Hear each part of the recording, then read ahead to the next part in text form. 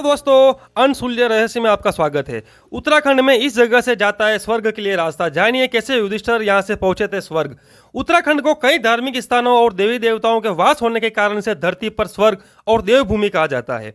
और ये कहना भी उचित है, क्योंकि देवभूमि से जुड़ी पौराणिक गाथाओं का जिक्र हमारे प्रसिद्ध ग्रंथों में किया गया है, जिनके अनुसार उत्तराखंड के गढ़वाल में हिमालय के बंदरपूछ में स्थित स्वर्गारोहिणी चोटी से ही स्वर्ग का रास्ता जाता है, क्योंकि इस रास्ते से पांडव स्वर्ग की ओर गए थे। स्वर्गारोहिणी विश्व विख्यात तीर्थ स्थल है। उत्तराखंड में चमोली जिले में स्थित ऊंचाई 17,987 फीट की ऊंचाई पर स्थित है। यहाँ आने वाले तीर्थयात्रियों का कहना है कि जिस स्थान पर देवी नूर है, यहाँ की खूबसूरती भी सर्वोपरि है। यहाँ अपार शांति और स्वर्ग में होने का एहसास प्राप्त होता है।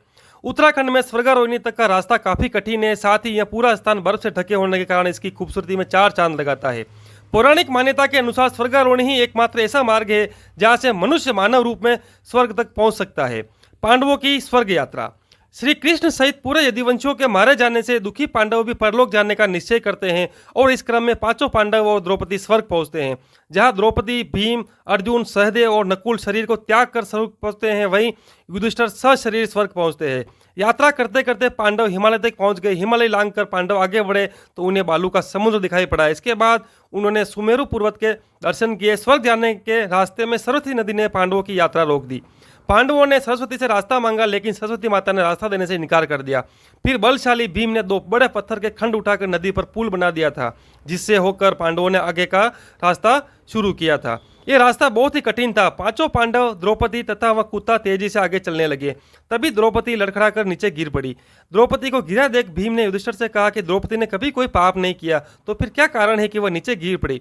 युधिष्ठिर ने कहा कि द्रौपदी हम सभी में से अर्जुन को अधिक प्रेम करती थी, इसलिए उसके साथ ऐसा हुआ है। ऐसा कहकर युधिष्ठिर द्रौपदी को देखे बिना ही आगे बढ़ गए। थोड़ी देर बाद सहदेव भी गिर पड़े। भीमसेन ने सहदेव के गिरने का कारण पूछा तो युधिष्ठिर ने बताया कि सहदेव किसी को अपने जैसा विद्वान नहीं समझता था, इसी दोष के कारण इसे आज गिरना पड़ा है। कुछ देर बाद नकुल भी गिर पड़े। भीम के पूछने पर युधिष्ठिर ने बताया कि नकुल को अपने रूप पर बहुत अभिमान था, इसलिए आज उसकी यह गति हुई है। थोड़ी देर बाद अर्जुन भी गिर पड़े। युधिष्ठिर ने भीमसेन को बताया कि अर्जुन को अपने पराक्रम पर बहुत अभिमान था। अर्जुन ने कहा था कि मैं एक दिन में शत्रुओं का नाश कर दूंगा, लेकिन ऐसा कर नहीं पाए। अपने अभिमान के कारण ही अर्जुन की आज यह हालत हुई है। ऐसा कहकर युधिष्ठिर आगे बढ़ गए। थोड़ी आगे चलने पर भीम भी गिर गए।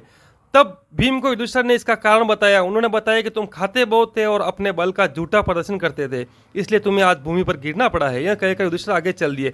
केवल वह कुत्ता ही उनके साथ चलता रहा। युधिष्ठिर कुछ ही दूर चले थे कि उन्हें स्वर्ग से ले जाने के लिए स्वयं देवराज इंद्र अपना रथ लेकर आ गए।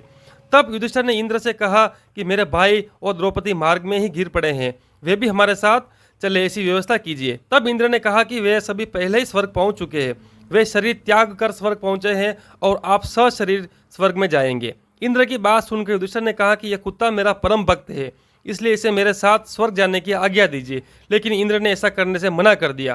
काफी देर समझाने पर भी जब युधिष्ठिर बिना कुत्ते के स्वर्ग जाने के लिए नहीं माने, तो कुत्ते के रूप में यमराज अपने वास्तविक स्वरूप में आए। वह कुत्ता वास्तव में यमराज ही थे।